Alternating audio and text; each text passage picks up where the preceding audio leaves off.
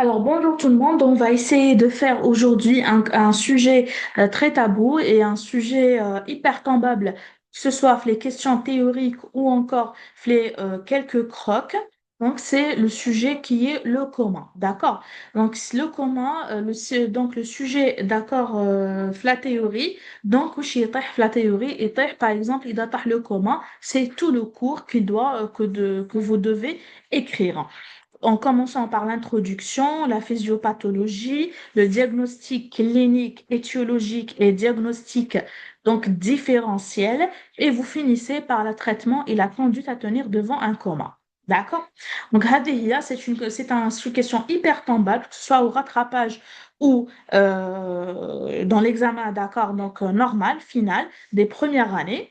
Et quelques questions croques, surtout le score de Glasgow que vous devez apprendre. هذه هي la question croc اللي تقدر تطيح.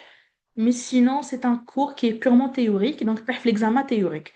Pourquoi? Parce que en fait, في l'examen, vous avez donc une question, trois questions, voire deux questions théoriques et un à deux cas cliniques. La pratique, vous avez un à deux cas cliniques avec six ou sept crocs. Voilà, qui m'attaque en première année 2025. Donc, le commun, sans tarder, on va commencer par le commun. On chauffe chez exactement ou les points que vous devez donc appuyer pour le commun. Bien sûr, l'introduction, c'est à apprendre par cœur avec définition. La physiopathologie aussi, c'est un élément donc en plus en faveur de votre en faveur donc en fonction de vous. Si vous arrivez à apprendre la physiopathologie, c'est excellent, voilà. Et il a تحت le coma, il sort c'est comme un diagnostic positif. Et diagnostic positif est trois points. Le diagnostic clinique, le diagnostic étiologique et le diagnostic différentiel, les savoir la plupart des candidats. Donc, le diagnostic différentiel est trop important. C'est un élément très, très important. Allez, des points. Et vous finissez, bien sûr, le score de Glasgow est à apprendre. Et voilà la conduite à tenir. D'accord? Voici le diagnostic étiologique et voici le diagnostic différentiel. Et vous finissez par une petite conclusion, bien sûr. Introduction, définition, physiopathologie, le diagnostic clinique étiologique et différentiel, la prise en charge et traitement et une petite conclusion. Voilà l'examen théorique. Si le coma tombe, si jamais le coma tombe, donc vous avez هذه هي واش لازم donc ce que vous devez donc écrire. Donc c'est écrire tout le cours et cracher, c'est recracher le cours. C'est ça l'examen théorique, c'est recracher le cours. Vous avez une question anesthésie généralement, une question de réanimation, une question de pharmacologie, sachant que il faut se focaliser sur les questions de pharmacologie. Généralement, on met les points en plus. Donc, si vous ratez une question de pharmacologie, malgré que vous arrivez à répondre aux questions de réanimation de l'anesthésie, ça sert à rien. Vous devez donc vous rentrer au rattrapage systématiquement parce que la question de pharmacologie, elle a plus de points. Oui, et c'est la plus importante et c'est la plus évidente. Voilà. Donc, vous devez maîtriser la pharmacologie. Donc, commencer la pharmacologie dès le début de l'année. هكا باش تجيكم سهلة يقول لكم غير l'anesthésie et les cours de réanimation. Donc vous arrivez à, Inch'Allah, à avoir l'examen. Donc, sans tarder, on commence par le coma. Par définition, le coma, c'est une absence prolongée de réponse adaptée aux stimulations externes et internes associées à une altération sévère de la vigilance et de la conscience. Quelles sont ces stimulations externes? Vous avez pardon, sensorielle, sensitive, visuelle et auditive, interne, végétative. Alors, que veut dire la vigilance? La vigilance c'est un état mental d'éveil qui permet la réponse à une stimulation. La conscience, c'est un état mental permettant l'intégration des stimulations externes et internes. Les cheveux déjà من قبل. Donc, c'est bien de dire aussi que c'est une atteinte cérébrale sévère des structures corticales et sous-corticales liées à une atteinte de la substance réticulaire ascendante activatrice et diencéphalique. C'est une urgence à la fois diagnostique et thérapeutique, et l'analyse neurologique, elle est pour but de restaurer l'état hémodynamique et ou respiratoire. Un peu de physiopathologie du coma. Le coma, c'est une souffrance neuronale, que ce soit locale ou diffuse. C'est la conséquence d'un défaut d'apport énergétique en glucose et en oxygène. Cette souffrance neuronale peut être donc en rapport avec un processus ischémique focal AVC, un processus induisant une hypoxie globale, une hypoxémie globale, donc soit l'arrêt cardio-circulatoire, soit noyade, soit intoxication au CO, atteinte biochimique, blocage de la transmission des influx nerveux, atteinte métabolique, dysfonctionnement cellulaire et destruction neuronale directe, traumatique ou infectieuse. Le diagnostic positif du coma.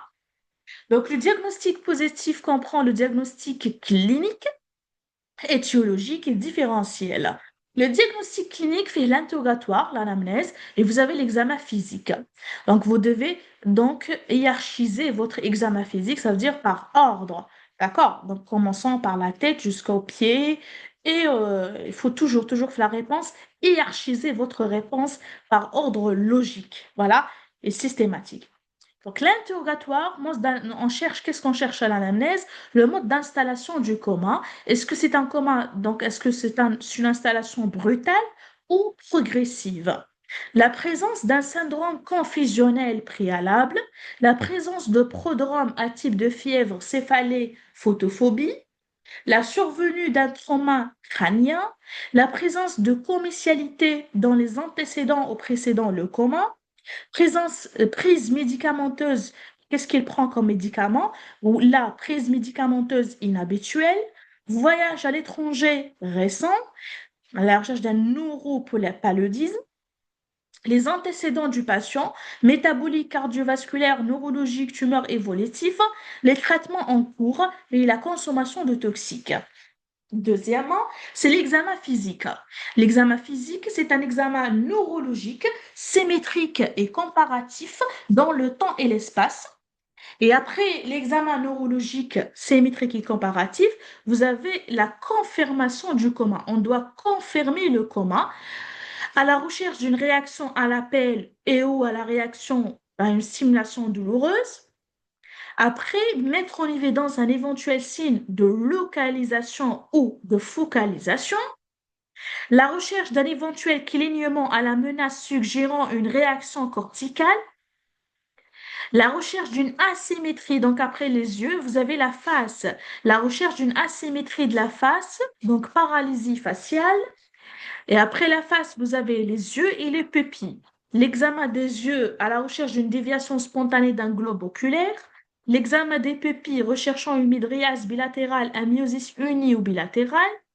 Et puis vous avez le corps, le tonus de chaque hémicorps comparativement à la recherche d'une symétrie. Chercher est-ce qu'il y a un syndrome pyramidal ou extra-pyramidal, à la recherche aussi d'un syndrome méningé, rechercher des myoclonies pouvant évoquer un état de mal épileptique infraclinique, la recherche d'anomalies du cycle respiratoire, sens de tout à la stimulation trachéale, donc évoquant une atteinte bulbaire ou haute, examen du thorax, cardiovasculaire, respiratoire, infectieux et métabolique, et bien sûr, un examen de toxique. Est-ce qu'il y a une haleine, une odeur d'acétone, alcool, ail, arsenic et hypothermie?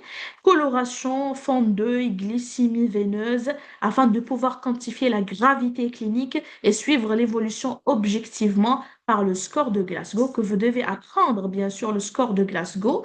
Vous avez deux scores dans le coma. Vous avez le score de Glasgow et un score qui n'est pas très utilisé en pratique, c'est le score de Four. Donc, le score de Glasgow, vous avez trois items. L'ouverture des yeux, la réponse verbale et la réponse motrice. C'est clair. Vous devez apprendre ce score de Glasgow parce que c'est une question hyper tombable dans les crocs, les pratiques. Et le score de Four, qui permet l'évaluation de la réactivité oculaire et motrice et qui prend en considération la réaction du tronc cérébral, la ventilation et la présence d'éléments myocloniques validés pour les différentes étiologies du coma.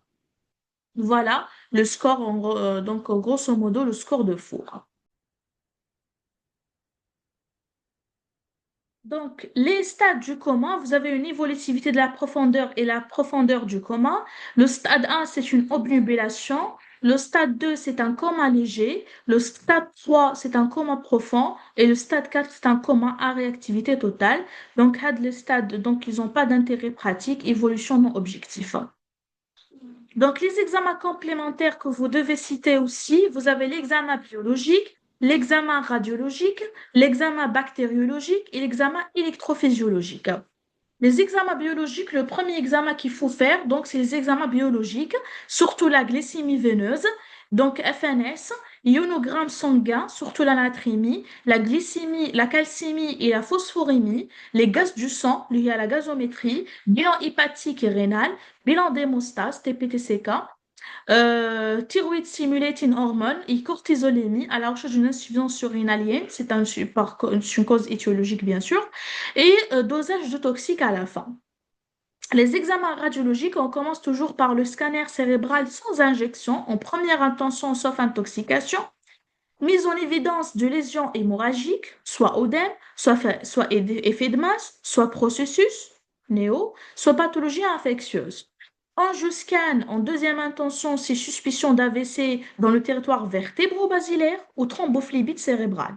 L'IRM doit être privilégié en cas de suspicion de thrombophlébite cérébrale ou d'un accident ischémique vertébro-basilaire ou d'encéphalite infectieuse. Le Doppler transcrânien, on peut le faire aussi. Il permet d'épister des asymétries témoignant d'une anomalie focale. Troisièmement, c'est l'examen bactériologique. C'est la ponction lombaire en cas de syndrome méningé, après scanner cérébral, bien sûr.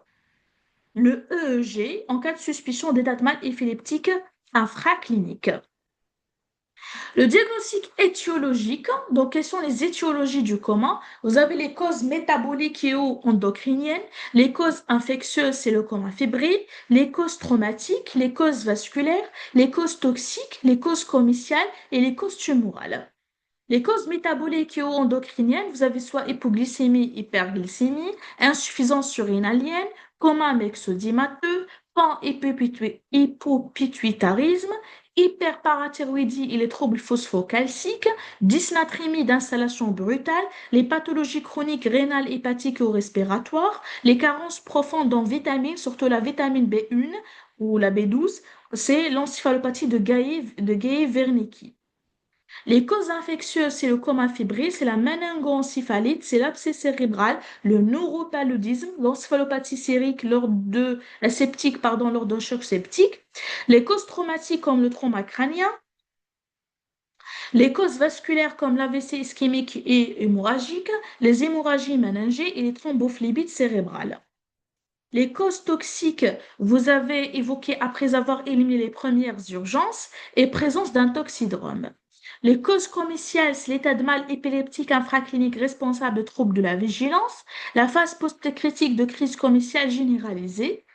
En cas d'un coma sans cause évidente, plus scanner normal, réaliser un EEG de manière à éliminer ces deux étiologies, l'état de mal épileptique infraclinique et la phase post-critique de crise commerciale généralisée.